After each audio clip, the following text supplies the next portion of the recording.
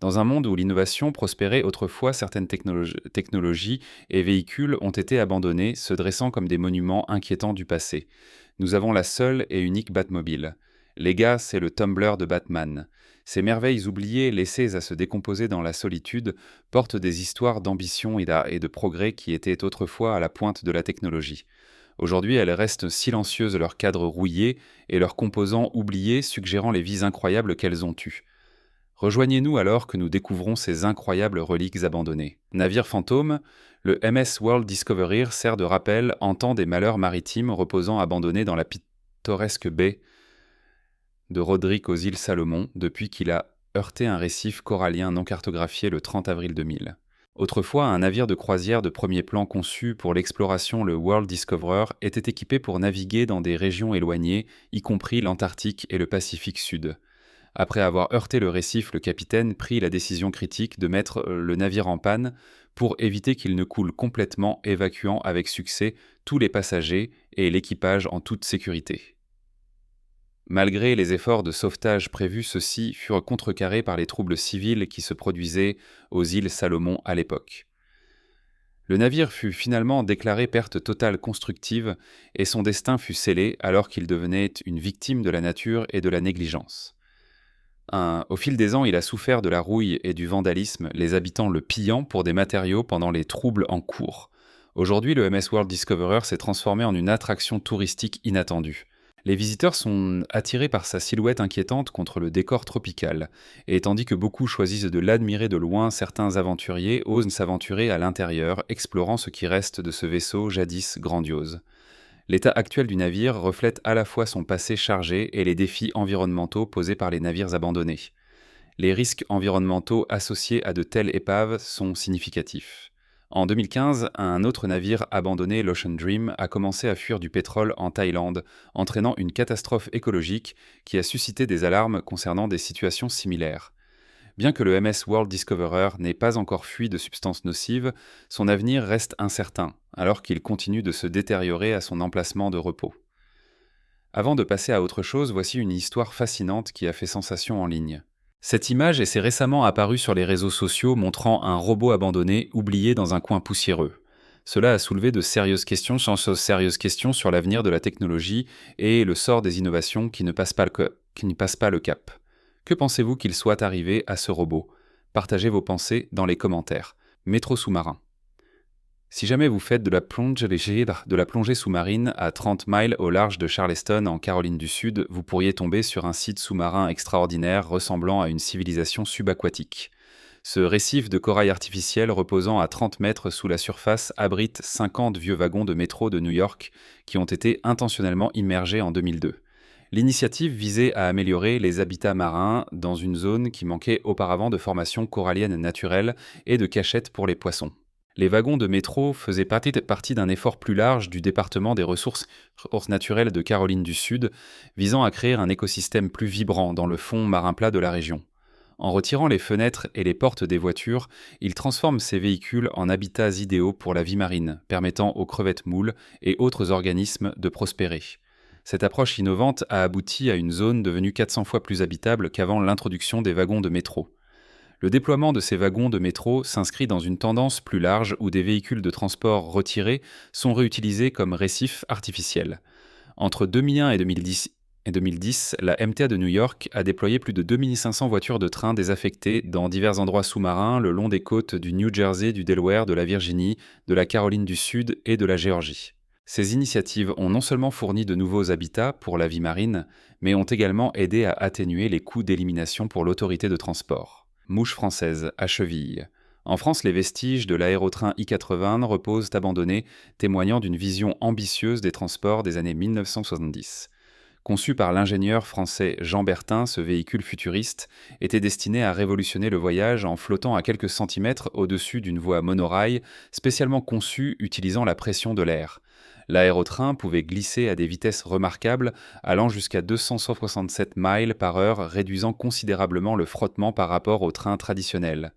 Le projet Aérotrain a commencé avec la construction d'une voie expérimentale en 1969 s'étendant sur 18 km entre Rouen et Sarande dans la région de la Loire. Ce design innovant permettait des voyages à grande vitesse tout en utilisant un guide unique en forme de T. Le prototype I-81, ce Darts I-81 était l'un des modèles les plus avancés dotés de deux turbines et d'une carrosserie aérodynamique ressemblant à un croisement entre un train et un avion. Malgré sa technologie révolutionnaire, l'aérotrain a fait face à une concurrence féroce du TGV français qui avait l'avantage d'utiliser l'infrastructure ferroviaire existante et était plus rentable à exploiter. En conséquence, le projet Aérotrain a été finalement annulé en 1974, juste au moment où il semblait prêt à changer l'avenir du transport ferroviaire. La plupart des prototypes ont été laissés abandonnés, le prototype Ticket I-80 étant préservé et exposé dans un petit musée à Versailles. Cependant, de nombreuses voies monorail restent éparpillées à travers la campagne française, servant de rappel en temps de ce qui aurait pu être. Les derniers tests opérationnels de l'aérotrain ont eu lieu au milieu des années 1970, mais après son annulation, l'intérêt a diminué et le projet autrefois prometteur est tombé dans l'oubli. Ces dernières années, des discussions ont eu lieu sur la revitalisation de l'intérêt pour de tels concepts de transport innovants. Cependant, l'héritage de l'aérotrain reste principalement celui d'un potentiel non réalisé, un reflet à la fois de l'ingéniosité et des défis rencontrés dans l'avancement de la technologie des transports euh, à cette époque. Aujourd'hui, alors que les visiteurs découvrent ces vestiges de l'aérotrain, ils se rappellent d'une époque où les rêves de voyages futuristes étaient sur le point de se réaliser, mais ont finalement échoué en raison de contraintes pratiques et de la concurrence. Chemin de fer rouillé au cœur du Salar de Uyuni en Bolivie, un site à la fois hantant et magnifique connu sous le nom de cimetière de Trins, présente plus de 100 trains rouillés qui racontent l'histoire du passé industriel de la région. Établi au début du XXe siècle, Uyuni est devenu un pôle vital pour l'industrie minière florissante de la Bolivie, notamment pour le transport de minéraux comme l'étain à l'argent. Sur le système ferroviaire relié Uyuni à des ports majeurs facilitant l'exportation de ces ressources précieuses. Cependant, le boom minier a commencé à décliner dans les années 1940, entraînant l'abandon de nombreux trains qui avaient autrefois été essentiels à l'économie de la région. Au lieu d'être désaffectées ou vendues pour la ferraille, ces locomotives ont été laissées à se décomposer dans l'environnement hostile du désert de sel. Les vols et vents salins du salar de Uyuni ont accéléré le processus de rouille, transformant ces machines jadis fières en reliques corrodées d'une époque révolue. Le cimetière de Train est situé à quelques kilomètres seulement du centre-ville d'Uyuni et est devenu une attraction touristique populaire attirant des visiteurs désireux d'explorer son paysage inquiétant. Le site est caractérisé par des wagons de train creusés et des machines qui ont succombé à des années de négligence et de vandalisme. Sans clôture ni garde des pillards, ont dépouillé certains trains de leur métal, ajoutant à la sensation de désolation. Aujourd'hui, les visiteurs peuvent déambuler parmi ces géants rouillés, admirant leurs structures uniques et capturant des photographies saisissantes contre le fond des vastes salines. Des guides locaux accompagnent souvent les touristes partageant des histoires fascinantes sur l'histoire des trains et leur signification dans le boom minier de la Bolivie. Malgré son attrait, des préoccupations concernant le pillage et la préservation persistante. La municipalité de Uyuni a proposé des initiatives pour protéger ce site historique et le promouvoir dans le cadre d'une stratégie touristique plus large. Les plans incluent le développement d'un parc éducatif qui met en lumière l'importance du cimetière de train tout en garantissant sa préservation pour les générations futures. Terminés et outcachés dans les forêts tropicales de Porto Rico, les vestiges de l'observatoire d'Arecibo se dressent comme un poignant rappel de l'ambition scientifique et de l'exploration. Autrefois le plus grand radiotélescope du monde, il a été inauguré le 1er novembre 1963 et a joué un rôle crucial dans la recherche astronomique pendant plus de 5 décennies. L'observatoire était principalement conçu pour étudier les astéroïdes, les étoiles et les planètes, utilisant son impressionnant réflecteur sphérique de 305 mètres pour capturer et analyser les ondes radio provenant des corps célestes. L'observatoire d'Arecibo n'était pas seulement une merveille d'ingénierie, c'était un site de découvertes révolutionnaires qui ont contribué de manière significative à notre compréhension de l'univers.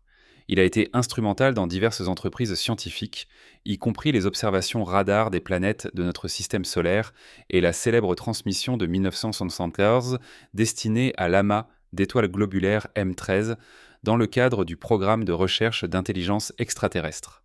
Tout au long de ses années d'exploitation, Arecibo a reçu des distinctions pour ses contributions à la science, y compris son implication dans des recherches ayant conduit à 2 prix Nobel. Cependant, l'observatoire a fait face à des défis importants dans les dernières années de son fonctionnement. En 2017, l'ouragan Maria a frappé Porto Rico, causant d'importants dégâts à l'installation. Bien que des efforts ayant été faits pour réparer le télescope, une défaillance catastrophique d'un câble s'est produite en décembre 2020, conduisant à son effondrement éventuel. Cet événement a marqué une fin tragique à une ère d'exploration scientifique et d'innovation.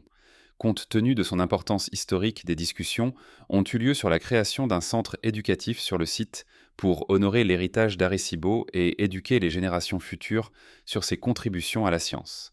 Cependant, pour l'instant, les ruines restent largement intactes, servant de symbole inquiétant à la fois de l'accomplissement humain et de la fragilité de tels projets monumentaux. Pouvoir illimité, au cœur d'une forêt près de Moscou en Russie, se trouve une structure remarquable et surréaliste connue sous le nom de générateur Marx. Souvent confondu avec un vaisseau spatial ou un toboggan aquatique élaboré, cet appareil à haute tension abandonné était conçu pour créer des éclairs artificiels. Construit dans les années 1970 par des scientifiques soviétiques, le générateur était principalement utilisé pour tester la résistance des lignes électriques et des avions face aux frappes de foudre, une préoccupation essentielle pendant la guerre froide. Le générateur Marx se dresse comme un témoignage imposant de l'ingénierie soviétique, présentant une configuration complexe de tubes et de composants capables de générer des millions de vols. Lorsqu'il était opérationnel, il pouvait produire des éclairs atteignant des hauteurs allant jusqu'à 150 mètres, faisant de lui l'une des machines à éclairs les plus puissantes jamais construites. La capacité du générateur à se décharger pendant de brefs moments, généralement autour de 100 microsecondes, lui permettait de simuler efficacement les conditions réelles de foudre. Après l'effondrement de l'Union soviétique en 1991, l'installation est devenue trop coûteuse à entretenir et a été largement abandonnée. Cependant, en 2014, le générateur a été brièvement réactivé, démontrant qu'il fonctionnait toujours comme prévu. Cet événement a suscité un regain d'intérêt pour le site qui sert désormais de relique mystérieuse de l'ambition et de l'innovation scientifique soviétique.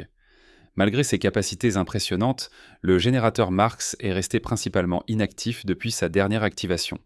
La zone qui l'entoure est clôturée et gardée, décourageant l'exploration non autorisée. Cependant, des individus aventuriers tentent toujours d'apercevoir cette machine colossale à distance, attirés par sa présence énigmatique et son importance historique. Le générateur représente non seulement un chapitre fascinant de l'ingénierie électrique, mais reflète également le contexte plus large des efforts militaires et scientifiques pendant ces années d'exploitation. Son but principal n'était pas simplement académique. Il a joué un rôle crucial dans les tests de résistance des équipements militaires aux impulsions électromagnétiques, EMP, et autres impacts à haute tension. Aujourd'hui, le générateur Marx se dresse comme un rappel inquiétant d'une époque marquée par l'ambition et la prouesse technologique.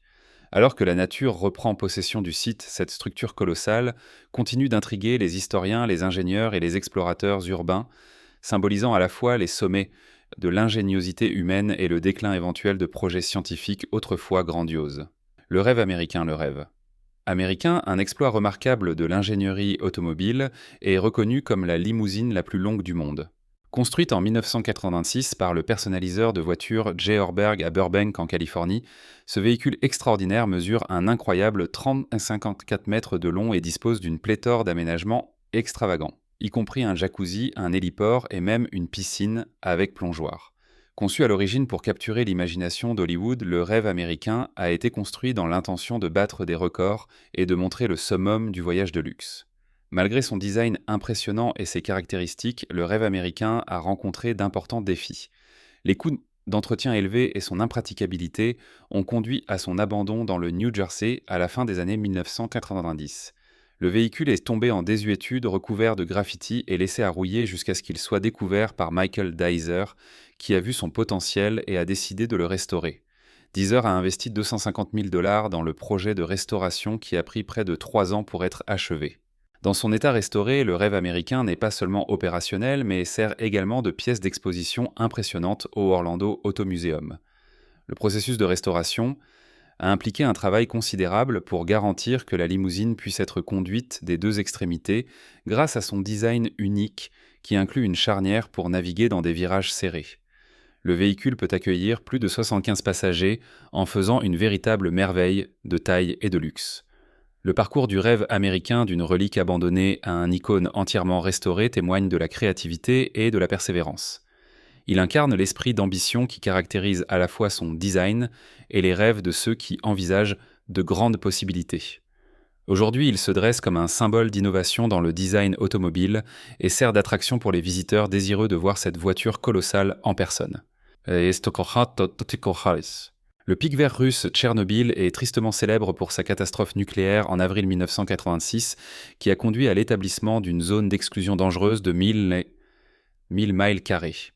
À l'intérieur de cette zone désolée se trouve la station radar abandonnée d'Ouga, une structure colossale qui demeure une relique des ambitions de la guerre froide. Le système radar d'Ouga, achevé en 1972, était conçu pour détecter les lancements de missiles à jusqu'à 600 miles de distance en faisant un élément critique du réseau de radars d'alerte précoce de l'Union soviétique. La station radar d'Ouga se compose de 2 sites majeurs, Douga 1 près de Tchernobyl et Douga 2 situé à Lübeck. L'ensemble de l'installation mesure 150 mètres de haut et 700 mètres de long dépassant la hauteur de la Grande Pyramide d'Égypte est presque comparable à la longueur du Burj Khalifa à Dubaï.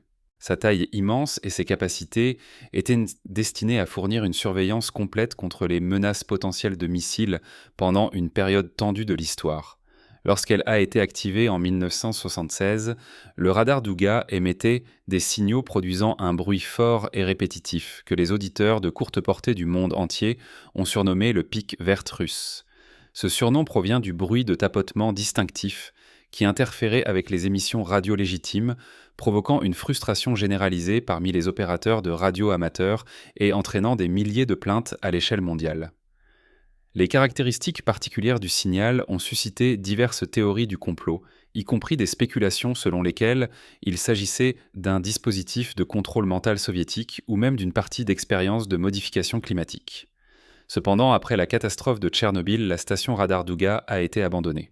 La population voisine a été évacuée presque immédiatement après l'incident nucléaire et les opérations à Douga ont cessé alors qu'il devenait clair qu'il était impraticable de maintenir une telle installation dans un environnement contaminé.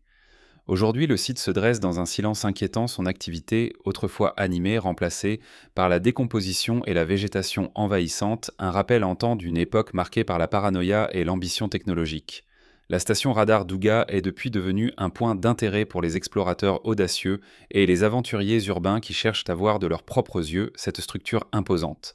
Malgré les risques de radiation associés à la visite de la zone d'exclusion de Tchernobyl, beaucoup sont attirés par les vestiges de cette installation colossale. En tant que monument à l'innovation et à la mauvaise gestion de l'ère de la guerre froide, Douga sert à la fois d'artefact historique et d'avertissement sur les limites de l'ingéniosité humaine face aux tensions géopolitiques. Le Levin sur un train à jet. Avant l'effondrement de l'Union soviétique en 1991, le pays était connu pour ses projets d'ingénierie ambitieux mais souvent impraticables.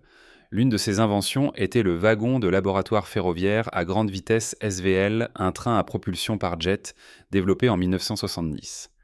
Inspiré par le M492 Black Beetle américain, qui a établi un record de vitesse ferroviaire de 183 miles par heure en 1966, les soviétiques cherchaient à créer leur propre merveille à grande vitesse. Ils ont monté 2 moteurs à réaction Yak-40 sur un wagon de train standard atteignant des vitesses impressionnantes de 124 miles par heure, soit environ 200 km par heure lors des tests. Malgré son design innovant et son potentiel, le SVL a rencontré d'importants défis. Le bruit assourdissant produit par les moteurs à réaction le rendait inadapté à une exploitation dans des zones résidentielles et les coûts de carburant élevés le rendaient économiquement peu viable pour une utilisation généralisée. Par conséquent, le projet a été annulé en 1975 et le prototype a été laissé à rouiller dans une casse à Saint-Pétersbourg. Dans un retournement de situation, le SVL a été sauvé en 2008 et transformé en monument devant l'usine de wagons de Tver. Cette restauration sert de symbole de l'innovation soviétique et rappelle les conceptions audacieuses mais défectueuses qui ont caractérisé cette époque. Le SVL se dresse comme un témoignage des aspirations audacieuses des ingénieurs soviétiques qui cherchaient à repousser les limites de la technologie des transports. Catastrophé. En février 2022, le cargo Felicity Ace est devenu le centre d'une catastrophe maritime lorsqu'il a pris feu alors qu'il transportait plus de 4000 véhicules de luxe, y compris des marques haut de gamme comme Lamborghini Bentley et Porsche d'Allemagne vers les États-Unis. L'incident s'est produit à environ 90 000 marins des Açores, entraînant un appel de détresse du capitaine du navire le 16 février. Les experts pensent que le feu a été déclenché par une batterie lithium-ion défectueuse dans l'un des véhicules électriques à bord, bien qu'une confirmation définitive de cette cause reste insaisissable. Malgré les efforts pour maîtriser l'incendie qui comprenait l'assistance des forces navales portugaises, le Felicity Ace a finalement coulé le 18 février, emportant avec lui des voitures de luxe d'une valeur estimée à 438 millions de dollars. L'incident a non seulement représenté une perte financière significative pour la compagnie maritime Mitsui O.S.K. L'INEME a également soulevé des préoccupations concernant la sécurité du transport des véhicules électriques, en particulier ceux équipés de batteries lithium. Le Felicity Ace était un navire spécialisé de type roll-on-roll-off, mesurant environ 200 mètres de long et capable de transporter un grand nombre de véhicules. Lorsqu'il a coulé, il a laissé derrière lui un cimetière de voitures de luxe au fond de l'océan, créant une relique inattendue du luxe moderne qui a mal tourné. Le naufrage du navire a depuis attiré l'attention sur les complexités et les risques associés à l'expédition de biens de grande valeur à travers les eaux internationales. Suite à l'incident, MOL a été confronté à des défis juridiques alors que des poursuites étaient engagées contre le groupe Volkswagen. Des allégations affirmaient que le feu provenait d'un véhicule électrique Porsche à bord, entraînant des accusations selon lesquelles VW avait échoué à divulguer les précautions nécessaires pour transporter en toute sécurité des voitures électrifiées. Ce combat juridique souligne les préoccupations continues concernant les protocoles de sécurité dans l'expédition et la manipulation des véhicules électriques. Pour l'instant, le site sous-marin où repose le Felicity Ace sert de rappel frappant à la fois de la fragilité des biens de luxe et des dangers potentiels associés aux méthodes de transport modernes. La perte d'une telle gamme de voitures haut de gamme a suscité des discussions sur les demandes d'assurance et les implications pour les fabricants et les compagnies maritimes. Bien que cette catastrophe maritime ait pu se terminer en tragédie pour les passionnés de voitures de luxe, elle a également entraîné des évaluations critiques des normes de sécurité dans l'industrie logistique. Maison de retraite pour avions militaires, à Tucson en Arizona. La base aérienne Davis-Monthan, souvent appelée le Boneyard, sert de maison de retraite unique pour les avions militaires. Établie en 1946, cette installation abrite plus de 4000 avions désaffectés d'une valeur d'environ 34 milliards de dollars. Le climat sec de la base et le sol alcalin en font un endroit idéal pour préserver ces avions, leur permettant de rester en relativement bon état malgré des années de négligence. Parmi les résidents notables du Boneyard figurent des avions historiques tels que le F-111 Aardvark et le F-4 Phantom II. Cependant, certains avions de haut profil, y compris le premier avion furtif au monde, le F-117 Nighthawk, sont gardés sous couverture en raison de leur technologie sensible.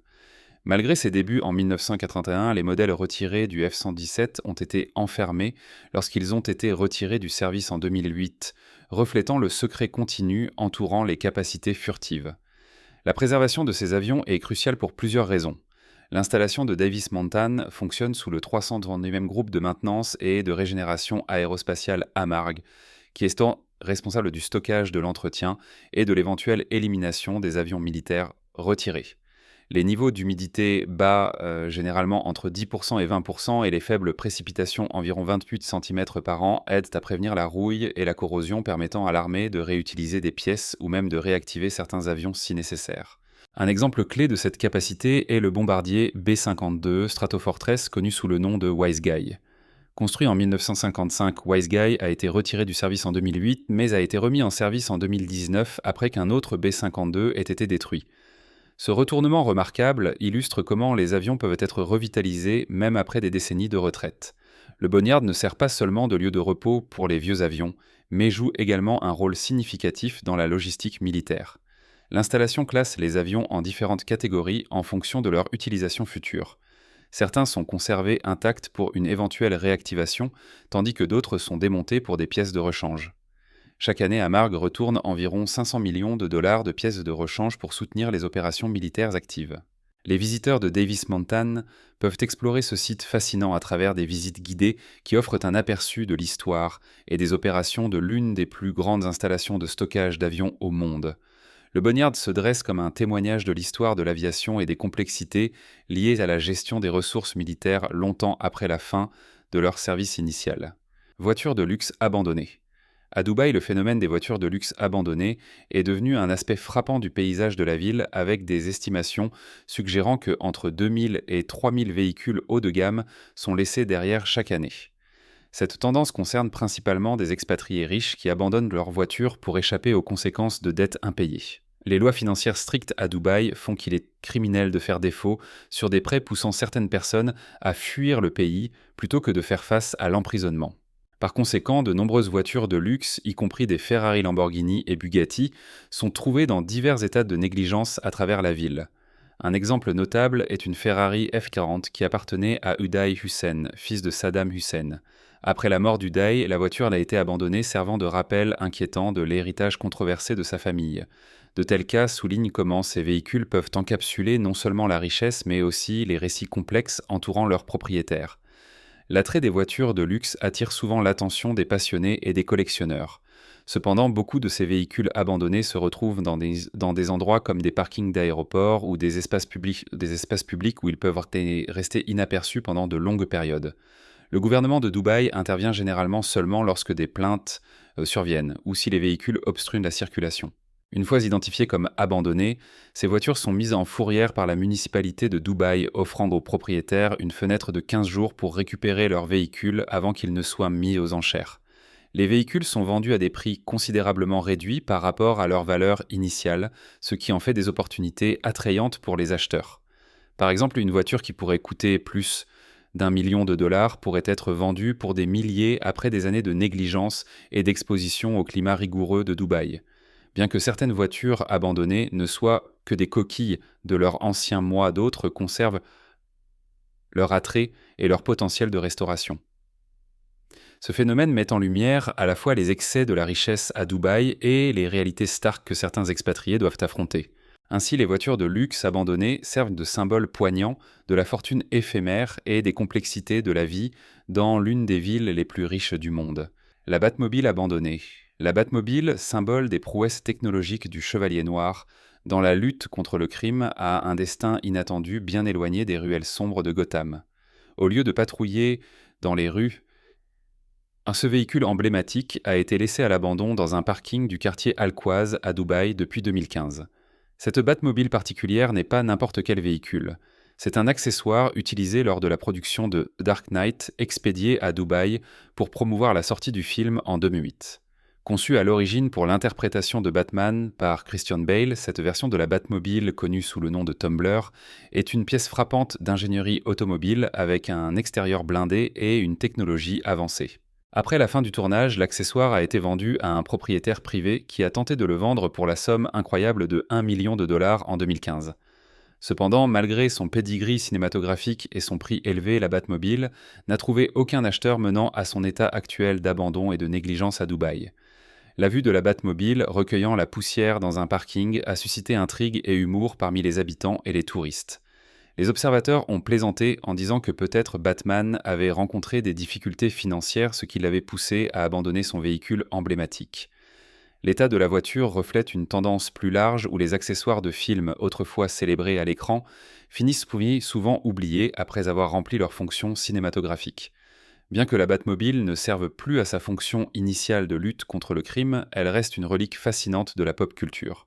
Son abandon soulève des questions sur le cycle de vie des accessoires de films et leur signification au-delà de leur utilisation initiale. Au cours des dernières années, divers posts et vidéos sur les réseaux sociaux ont mis en lumière son état négligé, attirant l'attention des fans et des curieux désireux d'apercevoir cette icône cinématographique. Si vous vous trouvez à Dubaï et que vous êtes curieux de l'histoire de la Batmobile, il existe des passionnés et des experts qui peuvent aider à percer le mystère entourant son abandon. Bien qu'elle ne puisse plus répondre au signal de Batman, la Batmobile continue de captiver les imaginations comme un témoignage de l'héritage créatif d'Hollywood et du destin parfois amer de ses accessoires les plus aimés. Forêt de voitures et mobiles de films à Goldfield au Nevada, les visiteurs peuvent découvrir une installation artistique surréaliste connue sous le nom de la Forêt internationale des voitures de la dernière église. Établi en 2011, ce projet unique présente plus de 40 véhicules retournés, y compris des voitures, des camions et des bus enterrés tête première dans le sol. L'installation est une collaboration entre les artistes Chad Sorg et Mark Rippé, qui visaient non faute à créer une représentation visuelle frappante de l'art et de la décomposition dans le désert de Mojave. Le projet a commencé lorsque Sorg a découvert une voiture debout sur son nez dans le sable, ce qui a éveillé son intérêt pour le travail de Rippé.